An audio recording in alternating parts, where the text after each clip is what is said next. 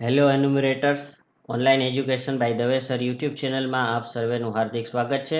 આજના વિડીયોની અંદર ફરીથી આપણે એવી બે કન્ડિશનો લઈને આવ્યા છીએ કે જેવી કન્ડિશનો તમારે સ્થળ પર ક્યારેક તમને આવી સિચ્યુએશન આવવાની છે, જેમાં અહીંયા તમને આપેલી છે કન્ડિશન 1.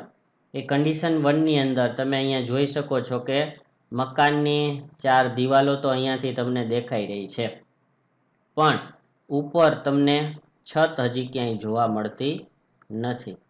તો શું આમને આપણે મકાન નંબર અને ઘર નંબર આપવા? આવી પરિસ્થિતિઓ થશે. તો જેમ કે તમને આપણી બુકલેટ જે આપવામાં આવેલી છે એ બુકલેટના પેજ નંબર 25 ઉપર આ પ્રકારની સિચ્યુએશન તમને એક્સપ્લેન કરવામાં આવેલી છે. જો આ જે છે છત હજી સુધી 30 જૂન સુધી આ છતનું બાંધકામ થઈ જાય તો તમારે તેમને મકાન નંબર અને ઘર નંબર બંને આપવાના થશે. 30 જૂન સુધીમાં છતનું બાંધકામ પૂર્ણ થઈ જાય તો, અને છતનું બાંધકામ પૂર્ણ ન થાય તો તમારે અહીંયા કંઈ દર્શાવવાનું નથી.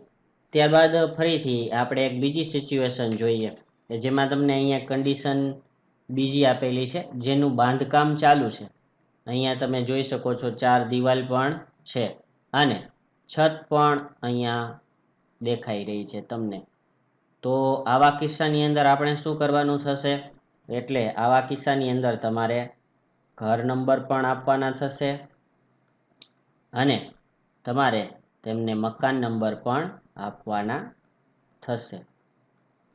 ત્યારબાદ તમને વળી પાછો બીજો એક પ્રશ્ન થશે કે ઘર નંબર અને મકાન નંબર આપીશું તો આપણે પ્રશ્ન નંબર 7માં આવા પ્રકારના કન્ડિશનની અંદર શું દર્શાવવાનું છે? તો તમને અહીંયા એ પણ આપણે જણાવી દઈએ છીએ કે અહીંયા તમારે શું દર્શાવવાનું છે કે જેમાં તમને પ્રશ્ન નંબર 7માં તમારે ટીક કરવાનું થશે ખાલી, એટલે કે 0 ઓપ્શન ટીક કરવાનું થશે. અને ખાલી ઉપર જ્યારે તમે ટીક કરશો એટલે તમને આ જે બોક્સ છે એ બોક્સની અંદર તમારે વિગત ભરવાની થશે.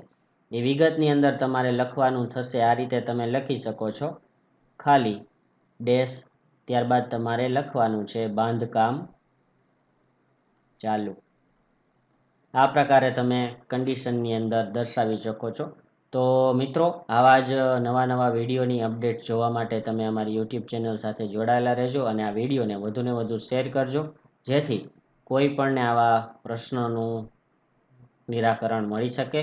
તો ફરીથી પાછા મળીશું આવા જ કોઈ એક નવા સિચ્યુએશન સાથે. ત્યાં સુધી આવજો મિત્રો.